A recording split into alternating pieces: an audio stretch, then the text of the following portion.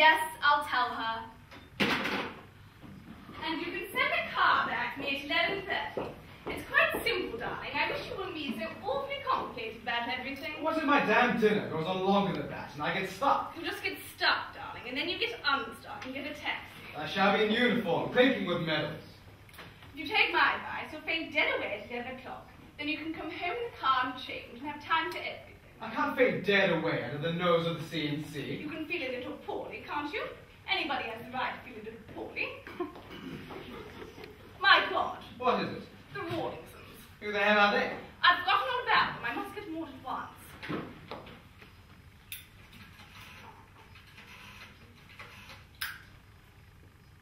Hello? More, darling. The Rawlingsons are on us. What? The Rawlingsons, yes. I asked them today and I forgot all about them. You must come at once. But, darling, you must. Oh, dear. No, that was the Frosers. These are the ones we stayed with. Mother, father, daughter. You must remember. Pretty girl with the bad legs. No, they didn't have a son.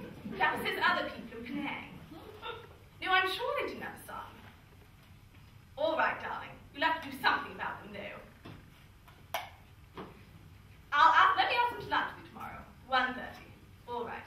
I'll tell them. She can't come. You might have warned me that a lot of colonial strangers were coming trumpeting into the house. I tell you, I've forgotten. That world trip was a grave mistake. Who can I get that celebrated to give them a thrill? Why do they have to have a thrill? I'll get Claire anyway. I shall frighten them to death. Hello? I want to speak to Mrs. Wedderburn, please, yes. I do wish you'd be a little helpful. Claire, this is Piggy. I want you to come round at once and help me with the Rawlingsons. No, I know you haven't, but that doesn't matter. Mother, father, daughter, very sweet. They were divine to us in the East. I'm repaying hospitality. Maud's having them to lunch tomorrow, and Peter's going to take them out the dockyard. I'm not going to do any such thing. Shut up. I just thought of it, and it's a very good idea. All right, darling, as soon as you can. I must go and change. You know perfectly well I haven't any time to take mothers and fathers and daughters with bad legs around the dockyard. It wouldn't take a minute. They took us all over their butter plantation. It probably serves you right. You're so sublime, darling. You really should try to conquer it. It's something to do with being English, I think. As a race, I'm ashamed of us. No sense of hospitality. The least we can do when people are kind to us in far-off places is to be a little gracious in return. They weren't kind to me in far-off places. There's a certain grudging subtlety in your character. I've been very worried about it lately. It's spreading like a forest fire. Why don't you have them down for the weekend? Don't be so idiotic. How can I possibly? There's no room to start with them. Even if there were, they'd be utterly wretched. I don't see why. They wouldn't know anybody. They probably wouldn't have the right clothes. They'd keep on huddling about in uneasy little groups. The amount of uneasy little groups that 3 people can huddle about in is negligible. Hello, chaps. Ali, darling, how lovely. We're in trouble. Peter, tell you all about it. What trouble? More of Piggy's beach friends. Let's have a drink. Cocktail? No, a long one. Whiskey and soda. All right. What beach friends? People more than Piggy picked up in the East. Hello. Robert, dear, how lovely. It's Robert. Piggy ought to stay at home more. Where are you? That's what I said. Oh, what a shame. No, Peter's going to sea on Thursday. I'm going down on Saturday. Rubber, I expect. Everybody in the East's rubber. No, nobody in particular, just Claire and Billy. I think Pops, but he thinks he's got an ulcer or something and might not be able to come. We thought you might be a real friend and take them over the dockyard. What on earth for? Give them a thrill. All right, I'll expect you. No, I don't think it can be a very big one. He looks as bright as a button. Why don't you take them over the dockyard? I shan't be at sea Thursday onwards. Exercises. No, darling, what is the use of having her? She only depresses you. Oh, all right. Oh, dear. It's quite easy for you. You can lunch them on board. We're in dry dock. Oh, they won't mind. What is it? Robert plunged in gluten. He's got to do a course at Greenwich. He ran into a tram in Devonport and he's had a row with Molly. He wants me to have it for the weekend so they can make it up over everybody. Have you told Ali about the Rawlingsons? Yes. He's taking them over the dockyard, launching them on board, and then he's showing them a submarine. Marvellous. You're an angel, Ali. I must take off these clothes. I'm going mad. Let's go into my room. I'll show you the plans. Already? They've been pretty quick with them. Yes, I've made a few alterations. There wasn't enough deck space, but sure to be ready by October, and I'll have her sent straight out to Malta. Come on, we shall be caught.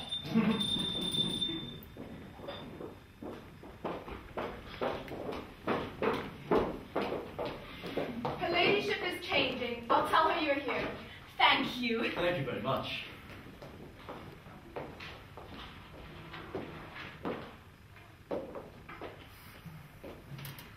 It's a very nice flat. Yes. Yes, it is.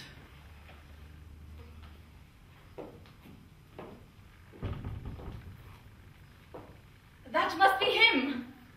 Who? The commander. Ah, yes, I expect it is. Sailors always have such nice open faces, don't they? Clean cut and look you straight in the eye. I like men who look you straight in the eye. Yes, dear. It's very nice.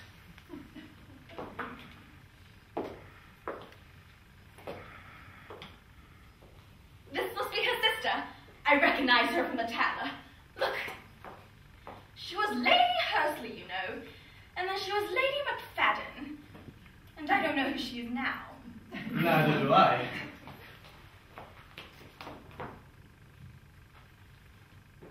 What a dear little boy! Such a sturdy little fellow. Look at the way he's holding his engine. Is that his engine, dear? He has rather look of Donald Hotchkiss, don't you think? Yes, dear. I must say they're very nice things. Oh dear, how lovely it is to be well off. I must write to the Brosters by the next mail to tell them all about it. Oh, yes, you must. Don't you think we'd better sit down? Why not? You sit in that chair, and I'll sit on the sofa. Yes, dear.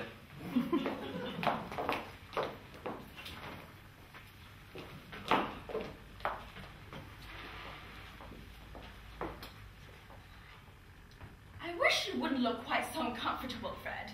There's nothing to be uncomfortable about. She does expect us, doesn't she? Of course! I talked to her myself on the telephone last Wednesday. She was perfectly charming and said that we were to come without fail and that it would be divine. I still feel as if we should have telephoned again just to remind her. People are always awfully busy in London. I do hope Lady Dalrymple will be here. I should like to see her again. She was so nice. She was the other one, wasn't she? What do you mean, the other one? Well, I mean not this one. She's the niece of the Duke of Frensham. Her mother was Lady Merritt. She was a great traveller too. I believe she went right across the Sahara dressed as an Arab. In those days, that was a very dangerous thing to do. I shouldn't think it was any too safe now.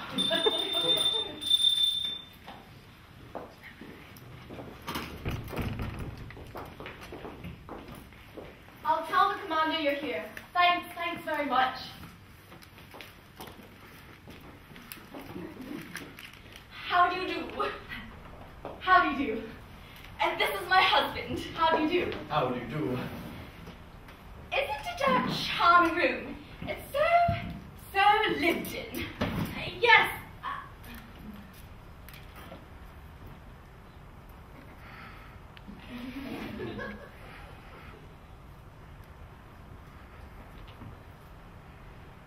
Are you with the Navy too? No. No.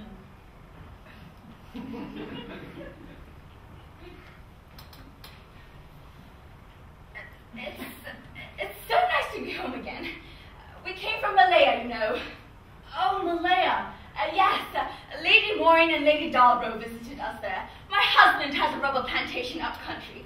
There's been a terrible slump, of course, but we're trying to keep our heads above water, aren't we, Fred? Yes, dear, we certainly are.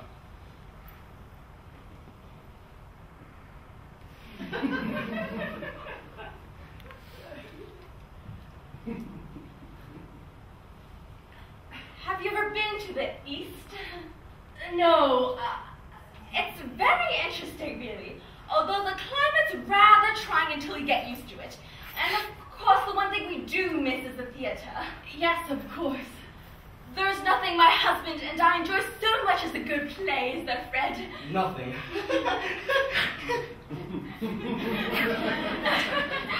And all we get is films, and they're generally pretty old by the time they come out to us.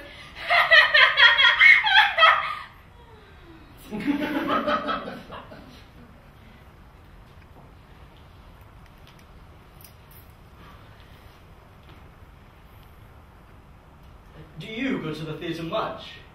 No. No.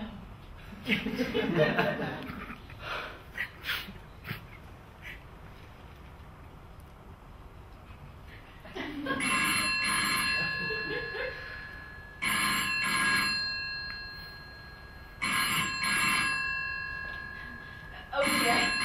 Do you think we ought to answer it? I don't know.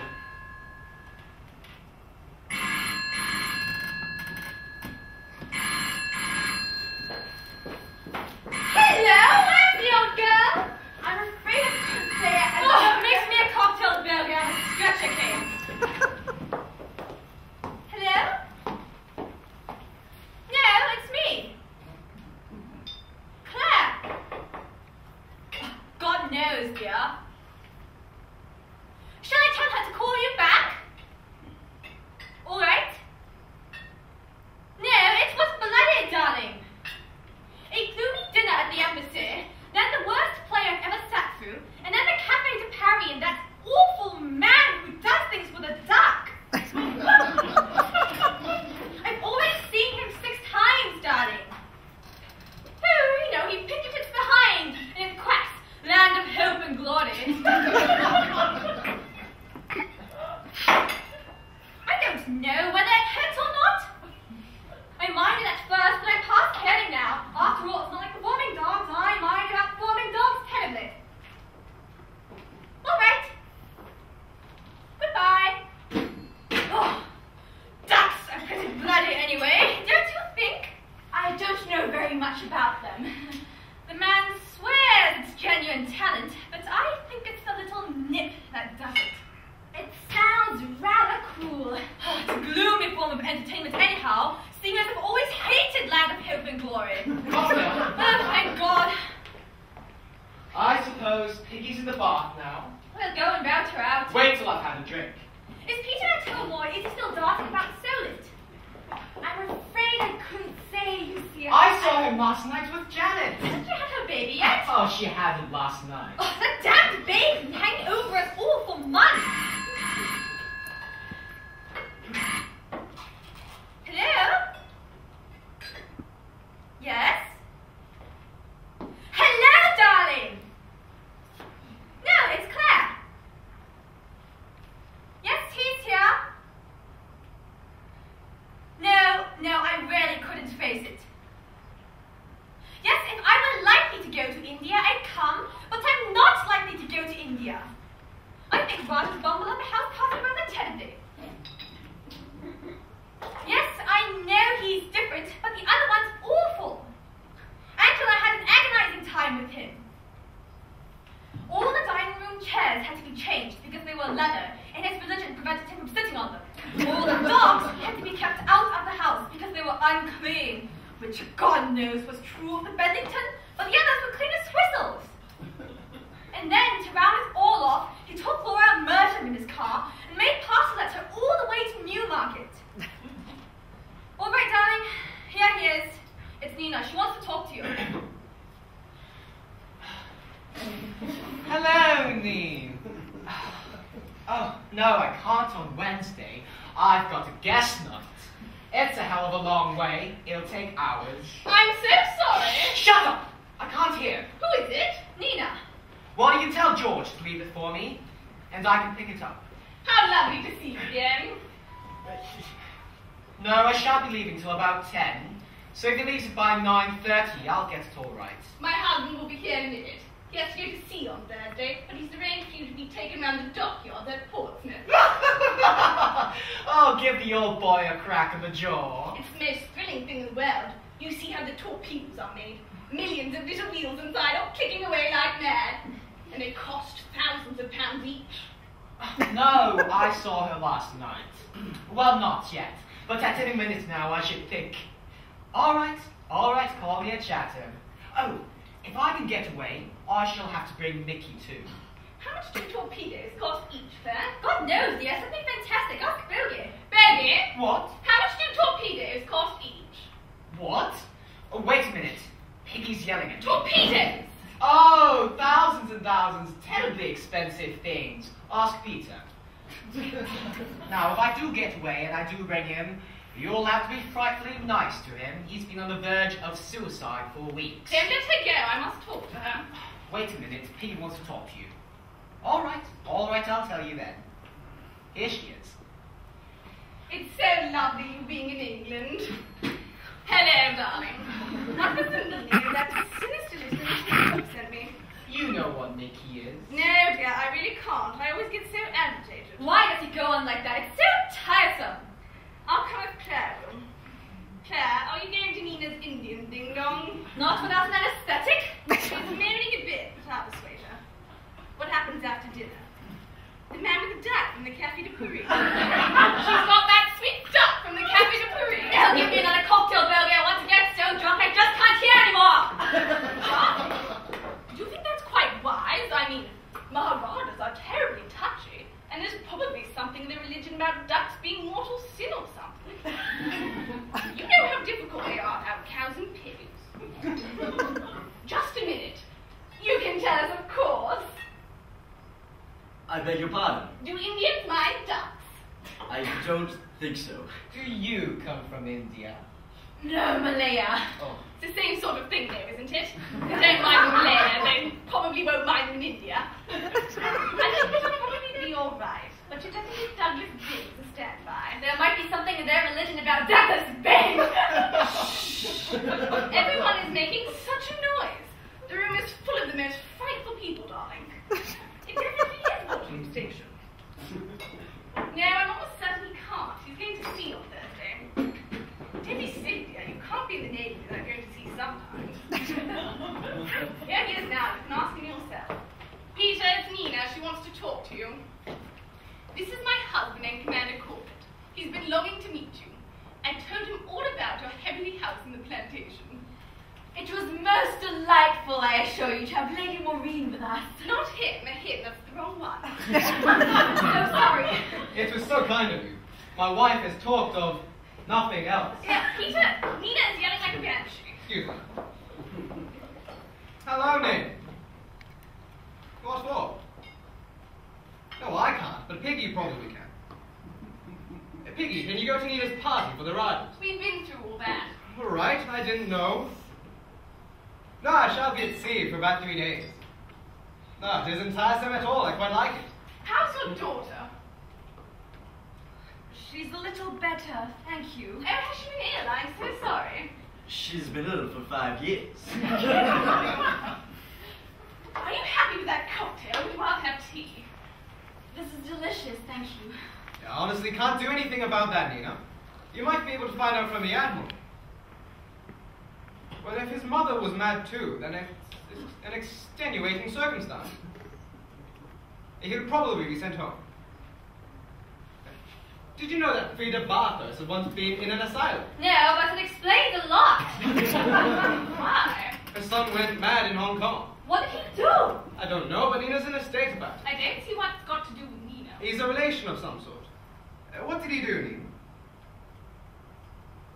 Nina? Oh. Oh, I see. Oh, well, he'll certainly be sent home, and a good job, too. We can't have that sort of thing in the service. If I were you, I'd stay well out of it. All right. Goodbye.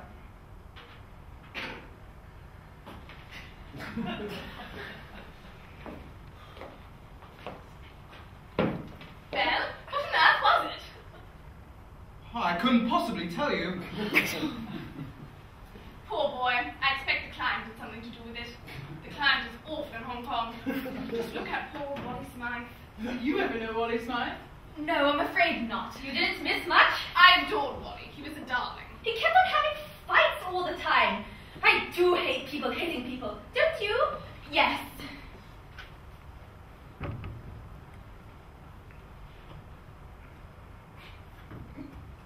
Maud was so frightfully sorry she couldn't come today. She is pining to see you. She asked me to ask you if you'd lunch with her tomorrow. How very kind of her. She's got a delightful little house hidden away in views. It's frightfully fine. I've got millions of questions I want to ask you. What happened to that darling old native who did the dance with the sword? Hello? It was the most exciting thing I've ever seen. All the villagers sat round in the torchlight and they beat. Hello? Yes, speaking. Beat drums and the... Hello? Yes, darling, I had no idea you were back.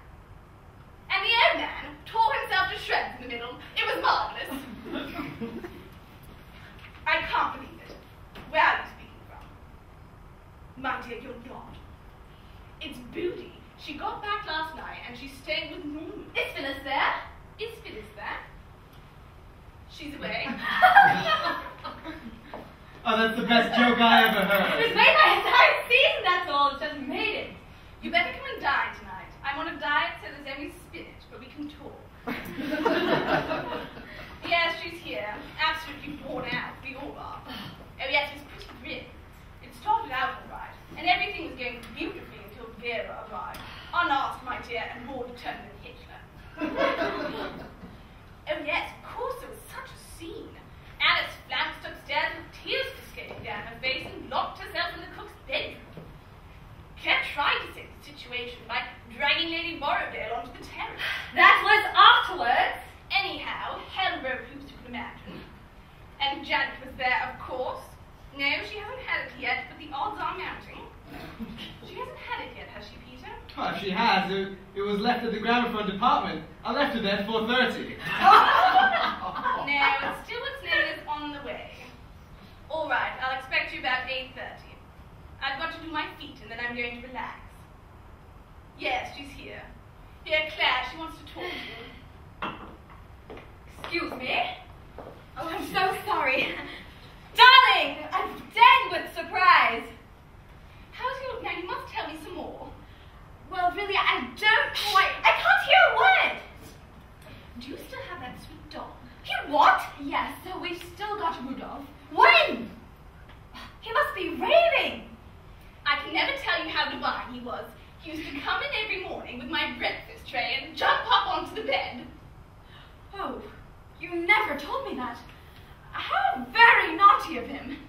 He's very seldom allowed in the house at all. What? What? Perhaps you're thinking of some other dog, Lady Maureen. Rudolph is a Great Dane. Oh, yes, of course. How is your look of me? Well, all I can say is that she ought to be deported. You can't go about making scenes like that. It's so lacking in everything. All right, darling. Call me in the morning. I've got a hairdresser in the afternoon. Why don't you make an appointment at the same time? Lovely. Goodbye. Sit down, Claire. And stop climbing about with everyone. Do forgive me. This is a madhouse. It's always like this. I can't think why. Why has that girl got a roll of music? Is she going to sing? I don't know. I can only assume that she's with them. Having been in London for the whole season. Yes, it's been absolutely frightful. But my husband's getting leave soon, so we shall be able to pop off somewhere. I suppose you've never run across a chap in Burma called Beckwith. No, I've never been to Burma. He's in rubber too, I believe. Or tea. He's very amusing. We did hope you'd come and lunch with us one day, but I expect you're terribly busy. My dear, I worship it. Oh, really? This telephone never stops for 1 minute. Hello? Yes, speaking. Who? Mrs. Rawlinson? Oh, yes, of course. Yeah, it's for you. For me? How very curious. Give me a cocktail, baby. I haven't had one at all yet, and I'm exhausted. Hello? What? Who? I'm afraid I don't quite understand. Here you are. It's a bit weak. I think there must be some mistake. Just a moment.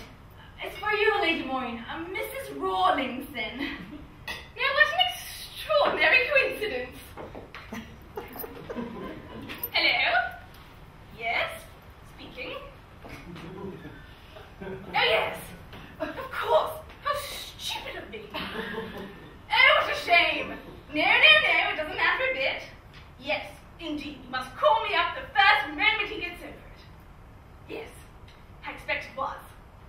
Goodbye. That was Mrs. Rawlingson. Oh, good God. Did you ever meet the Rawlingsons out east? No, I don't know them. Maud and I stayed with them too, you know. Oh, where? It was in Malaya. Somewhere. I think. I do get so muddled. I think we should have heard of them if they lived in Malaya.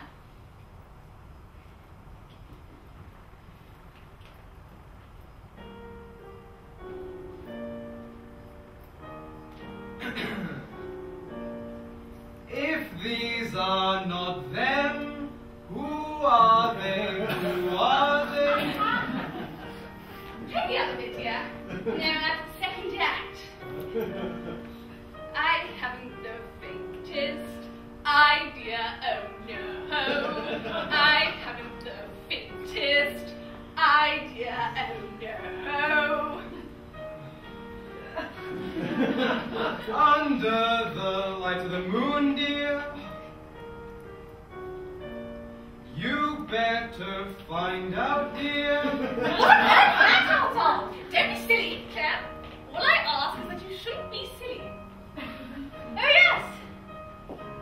I see. What ship did you come home in? The Madeira. You know. Yes. I suppose you got on with Singapore. No, Penang. Penang, of course, Penang. Yes, we have some friends there, so we went by train from Singapore and stayed with them for a couple of days before catching the boat. Yes, I see. When you hear those drums rataplan, rataplan, find out the name of the place if you can. La la la la la la la.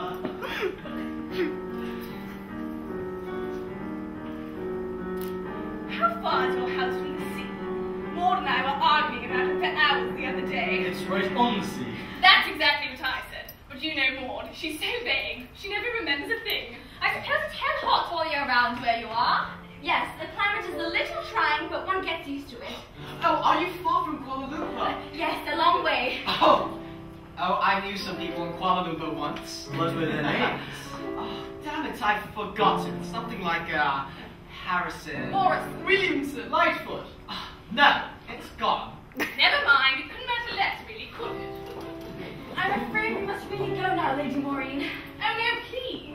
Oh, we have to dress because we're dining and going to the theatre. That's the one thing we do miss dreadfully in Darla, the theatre. We miss it a good deal here, too.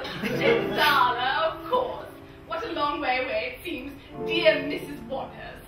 It's been so lovely having this little peep at you. You and Mr. Wadhurst must come and dine quietly one evening and we'll go to another theatre. That would be delightful, Fred. Goodbye. Peter, come and say goodbye to Mr. and Mrs. Wadhurst. Goodbye. I can never tell you how grateful I am for you being so kind and hospitable to my wife. Next time I hope you'll come and call on us too. Oh, I should love to. Goodbye. Bye. Goodbye.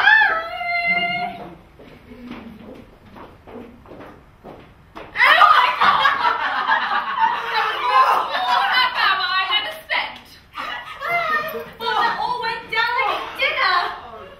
That was a lovely bit you did about the old maiden dancing with a sword. Oh dear, they must have thought I was drunk. Well, next time you travel, my darling, I suggest you keep a diary. Wasn't it frightful? Poor angels. I must ring Maud. I think they had a heavenly time though, don't you? I mean, they couldn't have noticed a thing.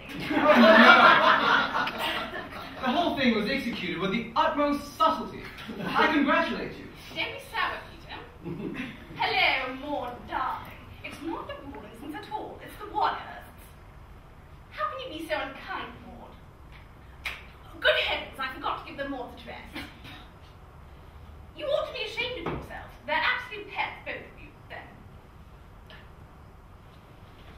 Oh, come on, Ellie. I've got to change. All right. Shall I see you on Sunday? Yes, I'll be down. They had a lovely time and everyone was divine to them. Come on, Billy. I must go too. Don't leave me, I've got to get things to do my feet. My dear, I know. She rang me up too. She's staying with Norman.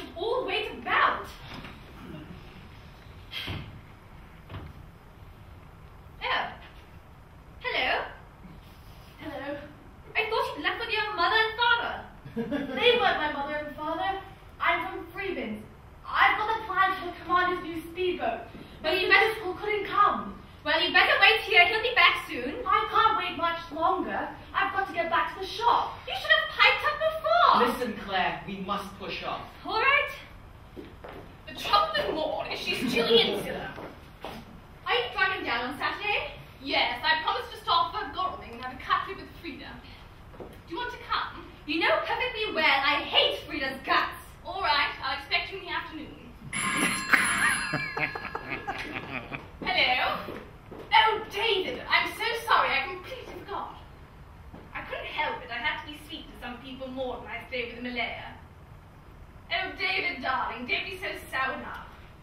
Yes, of course I do. Don't be silly. Now I'm quite alone doing my feet. Well, I can't help that. I happen to like the red. I suppose I could paint them blue if I want to. Oh, goodbye. It's been absolutely lovely. It's the sweetest family I've ever met in my life.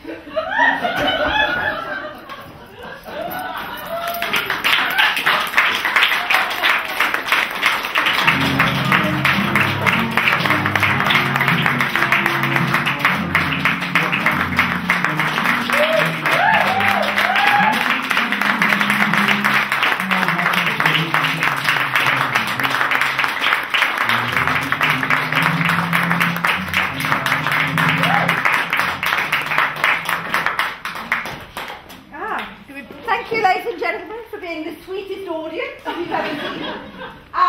The actors who are also part of the production team are staying on stage to take any questions you may have for them.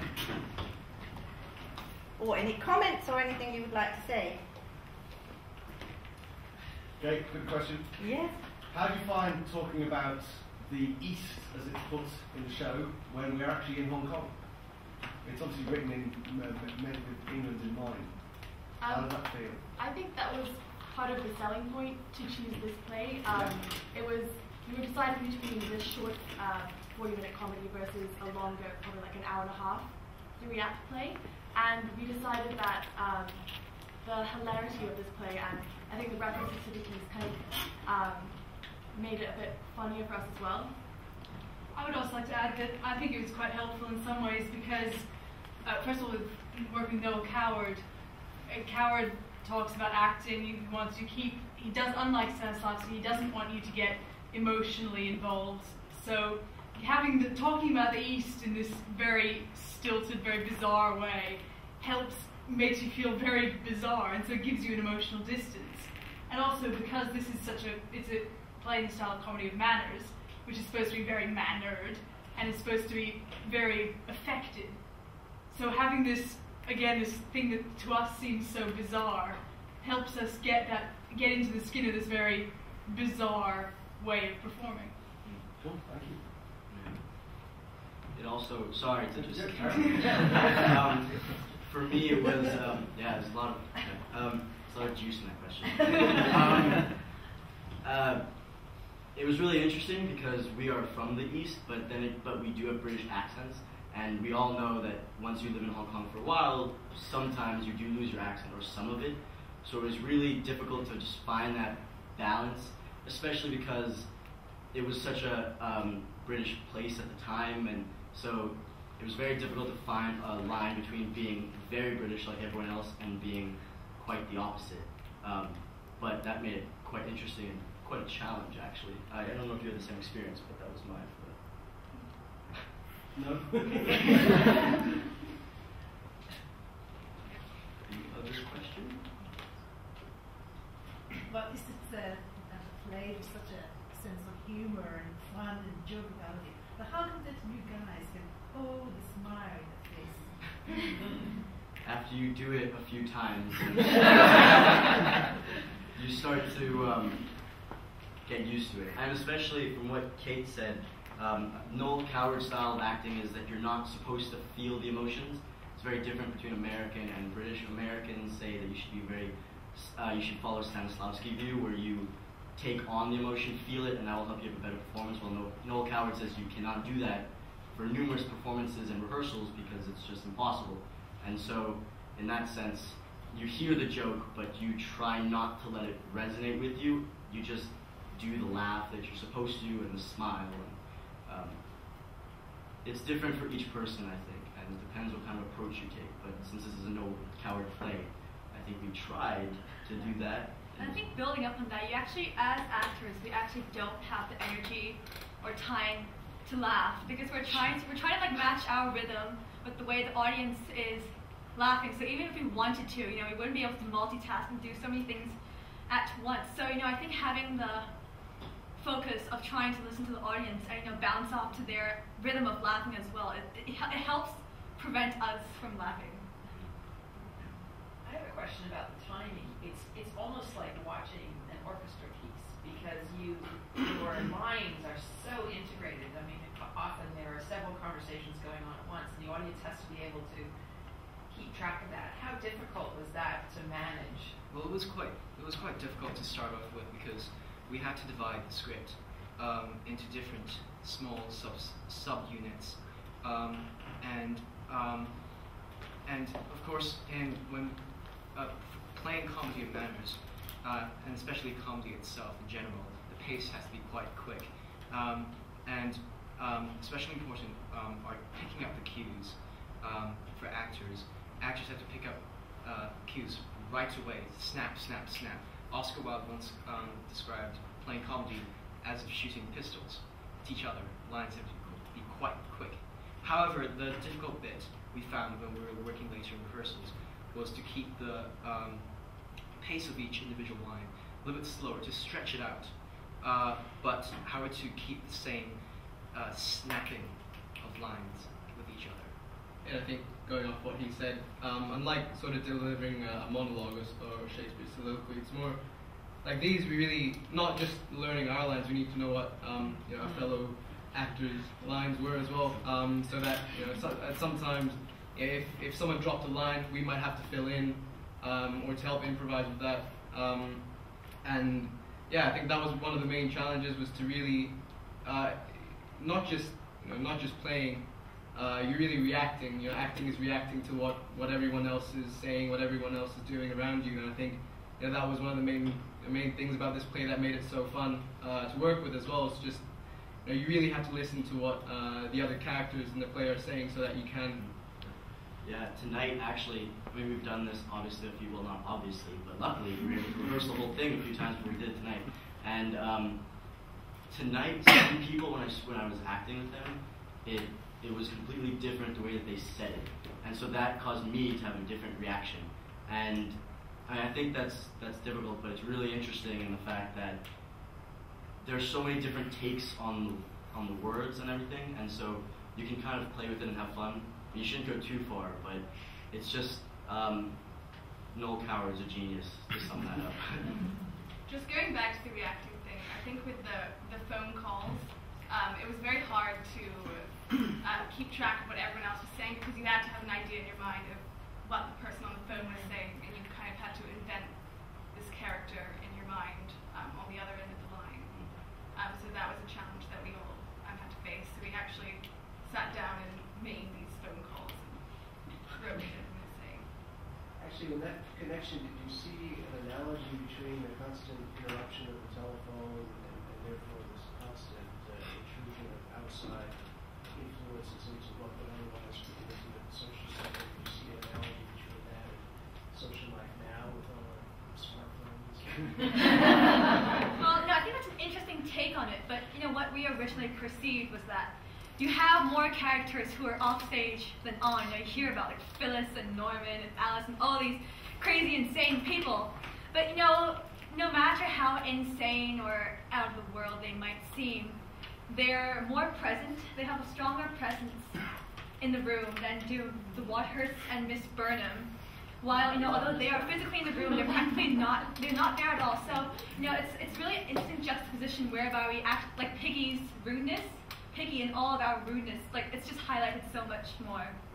And I think that it's also somewhat to do with Noel Coward kind of poking, I guess not royalty, but just the fact that they're a little bit self-involved in the sense that Zoe says to Matt, you should lunch them on board, and then Matt's like, no, but okay, and then says it to Kate, and then it just goes back and forth, and she doesn't, Zoe doesn't know who we are, which kind of says something about her, and so just sorry, Piggy Gilpin doesn't know who we are, and it pokes fun at that certain class. I think the whole phone ringing and rushing everywhere, but not even really knowing who you're talking to for a while. If you notice, she doesn't say it's Bodie or it's Robert for a while, Booty, and Robert for a while into the phone call. And so it's just interesting that she may not know for a few sentences. I think that's a really interesting question about how what is the particular role that the phone plays in this small short act comedy. I think in terms of heightening dramatic tension, especially evident in the scene where Mr. and Mrs. Waters and Miss Burnham are together and suddenly the phone rings and they have no idea what to do. I think in that sense the phone plays a role of heightening the dramatic tension, also making things that much extra awkward and sort of on the verge until it's eventually released when Claire and Bogey, arrive in the scene. It's like its own character. Don't really want to drag this on. I don't think any of us actually really answered the question. You're sort of talking about the phone's role in society now, and I think that obviously this was set in the 1930s, and Noel Coward actually wrote it in the 1930s, so it wasn't like he was making a commentary on our lives, but I do think that's a very interesting take, and one that I think I sort of discussed it with one other person quite a while back, and it was Aaron, right? And yeah, I think it's quite interesting that you sort of picked it up and it was sort of interrupting on our lives and how we go about things, and social interactions. But yeah, I don't think it's it was meant that way, but I think it's it's an interesting take. So it does apply. Yeah. I actually think it was meant that way, because I think the whole point is that just as we would find it unbelievably rude now, and we do, which is why they're banned in restaurants and things, the whole point is it is unbelievably rude what they're doing. That is the point. Because it's a single act, a single scene play, and cues are maintained between people coming on and off stage, how do you guys really rehearse for this? Do you have to go from the beginning every single time? Well, I'll just, no. What we did was, to begin, we broke up the play into, I think it was about 8 units. So a unit was defined as whenever a character entered or exited. And so that broke it down a bit for us and gave us a structure to follow. But because it is so short, we have been doing full runs for at least a week now. So, and because most characters are on stage most of the time, it's not really possible to work on multiple scenes at the same time. One interesting thing that we did was we gave a performance of one scene, or a 10-minute extract for Dr. Font's and Annual Fund people a couple of weeks ago. and actually I think we all found that quite interesting, just because working on that short extract intensely for a week or so, meant that the remaining 20-30 minutes of the play, we rehearsed that fully in only, I think it was only 2 rehearsals, and we were fine with the rest of it. Just that intense process of working on one scene extrapolated very easily to the rest of the play. Yeah, you developed your character really fast, and then when you started doing the rest of the play, you understood what your character would be doing when a certain question was asked you or how they would respond. So we just went through it really fast. There wasn't really any pause. I don't think we were doing it right that much. I think we've developed our own little method of getting into character by doing that, just doing one little scene and then developing our characters from there. But obviously we played characters from the 1930s, and we were based on real life people such as Lord Louis Mountbatten, who this made it quite easy for us to understand how to act and how to talk, because there are a lot of videos online of Noel Coward himself talking about acting, and so it was easy to get into the rhythm of the speaking, of how they walk, how they hold themselves, and I think that was very useful for us to have this play and have the resources that we had. I think one other thing to note on that is when we performed to Dr. Font's and the rest of the Annual Fund crowd, that was the first time we'd ever performed to an audience other than Miss Stearns and Christian and Jay and one other student. And so that was kind of the first time we were exposed to like what was actually funny, what worked and what didn't. And then again tonight was like the second time, or the first time we've had anyone really sit through the whole entire thing and laugh at the right places in the wrong places. What was wrong? Yeah. You did good. Can I ask you about the costumes? I have to say they're fabulous. and they really do, set the scene. The juxtaposition of the way you two are dressed is fabulous against the backdrop of these magnificent creatures over here. But Georgie, I have to say, your character, which has not so many lines, is just comic genius. Because the way your whole facial expression. I mean, we've talked a lot about Noel Coward's words and how funny his dialogue is and how quick. And you form a phenomenal backdrop to that, which is just so funny in such a different way that it sort of broadens the comedic effect. But your hat and the way you wear it and your facial expressions just contribute so much. It's amazing how much a red hat with a brim like that. It's actually funny you should mention the hat. Up until about 2 rehearsals ago, I was wearing this hat. And then, so Lorraine and I were kind of in charge of costume, and Miss Stone suggested that we switch the hats. And I just put it on as a joke, and it flipped up like this. And it actually worked really well. So that's just kind of how that happened. But for the rest of the costumes, obviously we had to do a lot of research into what the 1930s party looked like. So that's how we got kind of these 4 outfits, and then we have the travelers from the east, and they've pretty much just got off the boat. And then you have classic maid outfit, secretary outfit. So it required a lot of research, and then thankfully the costume has a great supply of pretty much everything you'd ever need, and that was really able to find this. And one thing I realized from being a costume designer was that any small thing, such as Georgie's hat, my ring can suggest so much about a character and as well as the character's relationship. So, for example, I have my wedding ring on, which shows that, in a way, I'm kind of, my husband's quite submissive. Do you know what I mean? Very much so. Mandy? Can I just say, I'm really, really impressed about your maturity in dealing with this. And I'm just wondering how long you've been working on Comedy of Manners. Well, a few of us were lucky in that we'd just done a theatre project, a research investigation on Comedy of Manners, and luckily I was one of them, which was great because I was a student director on this.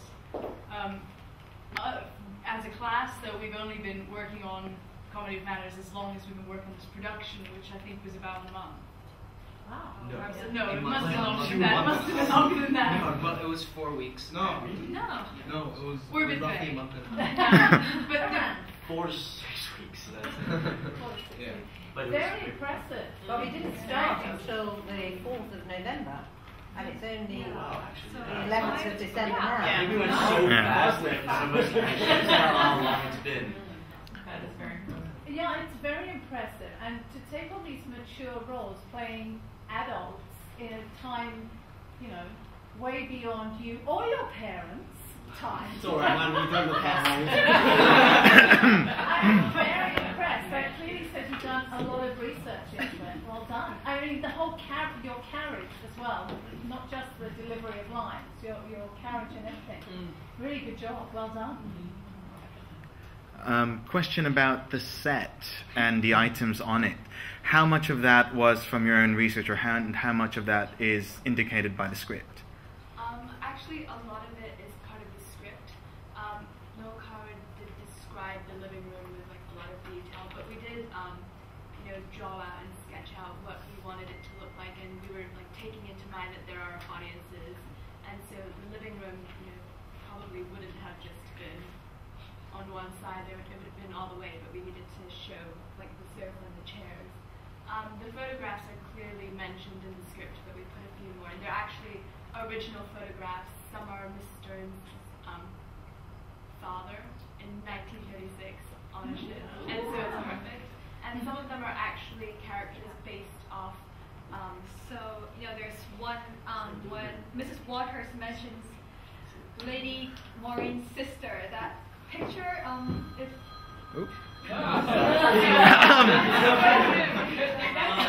Nico. That would have been very confusing. But there's one picture that's actually actually like a picture of Patricia Mountbatten, who is Edwina's sister. So, yeah, I think going back to what Susan said, because I helped her with some of the research. As dramaturg, there was really quite a lot said in the script about set, so it was pretty easy to work with.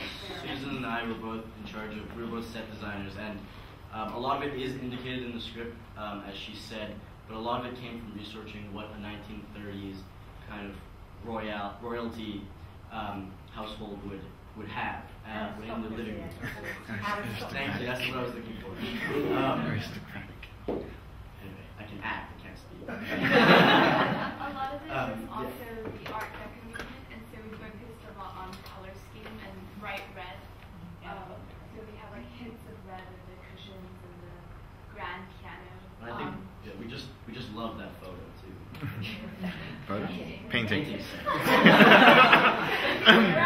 I swear I know something. That graphic is actually from risk artist Gilbert Bundy from the 1930s/40s, and so he's painted quite a lot of these scenes around New York. Risk, RISQE, and it's risque. So it's sort of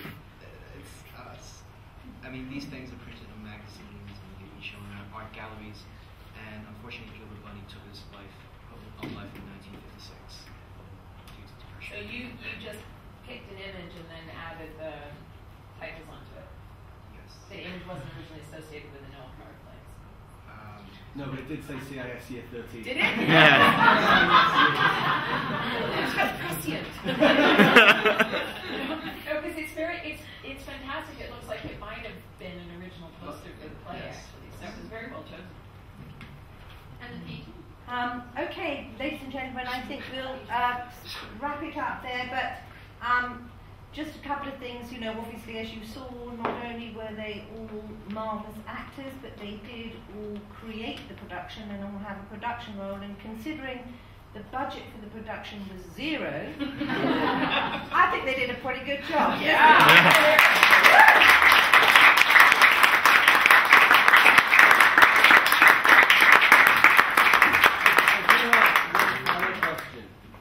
You have a whiskey soda. Where was that whiskey from? Because it was incredibly light coloured.